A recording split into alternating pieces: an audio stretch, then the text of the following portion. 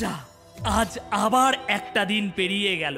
আজ আবার পুরো দিনটা বরবাদ করে ফেললাম। না না না, কাজের কাজ কোনো কিছুই করিনি। যা করেছি তা কাউকে বলতে পারবো না।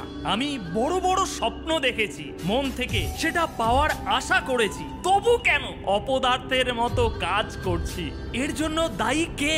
এই পরিস্থিতি। হ্যাঁ হ্যাঁ হ্যাঁ, এই পরিস্থিতি দায়ী। এই পরিস্থিতির চাপে পড়েই তো আমি বারবার ভুল পথে চলে যাচ্ছি। আচ্ছা, এটাই যদি সত্যি হয় তাহলে অনেকেই তো মিথ্যে কাহিনী শুনিয়েছে আমাকে। এই যেমন স্টিভ জবস পেট ভরে খাবার খাওয়ার জন্য তিনি নাকি পায়ে হেঁটে কোন মন্দিরে যেতেন। তারপর ওই যে ধীরুভাই আম্বানি, শুনেছি তিনি নাকি পেট্রোল পাম্পে কাজ করতেন। এত খারাপ পরিস্থিতির মধ্যে থেকে এনারা তাহলে কিভাবে ইতিহাস লিখলো? ও, আর একটা বিষয় মনে পড়েছে, শুনেছি এনারা নিজের সময়কে একদমই ফালতু খরচ হতে দিত না। তাদের খারাপ সময়ে প্রতিটি দিন ওনারা খুব সজাগ থাকতো নিজেদের সময়কে সঠিক জায়গায় ব্যবহার করার বিষয়ে। হ্যাঁ, কিন্তু আমি আজ আবারও আমার জীবনের একটা বিশেষ দিন পেরিয়ে গেল আর আমি কিছুই করলাম না। আজ আবারও সেই কাজগুলো করলাম যেগুলোর বিশেষ কোনো মানেই নেই আমার জীবনে।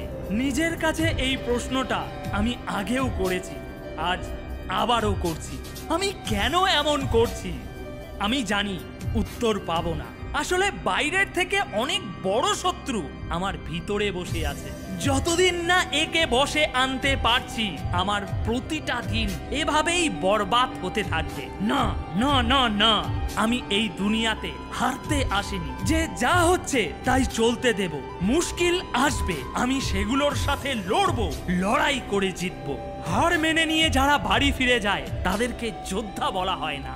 যোদ্ধা তারা যারা হেরে যাওয়ার পরও আবার উঠে দাঁড়ায়।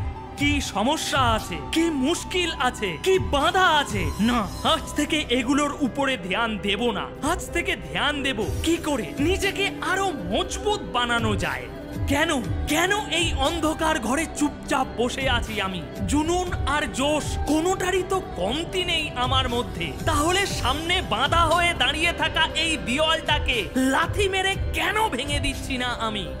বুঝেছি, কারোর পরোয়া না করে পাগলামিটা আরো একটু বাড়াতে হবে, তবেই এই অন্ধকার জগৎ থেকে আমি নিজেকে বার করতে পারবো। না এতদিন কেউ আমার পাশে এসেছে, না কেউ আসবে আমাকে হাত ধরে এগিয়ে নিয়ে যাওয়ার জন্য। তাই যা করতে হবে আমাকে। যদি জীবনে বড় হতে চাই তাহলে এটা করা আমার দায়িত্ব। তাই যাচ্ছি আমি আমার স্বপ্ন সত্যি করতে। জানি এই জীবনটা আলাদা আর এটাই আমাকে সবার থেকে আলাদা বানিয়ে দেবে। বিদায় বিদায় বন্ধু, দেখা হবে জেতার পরে।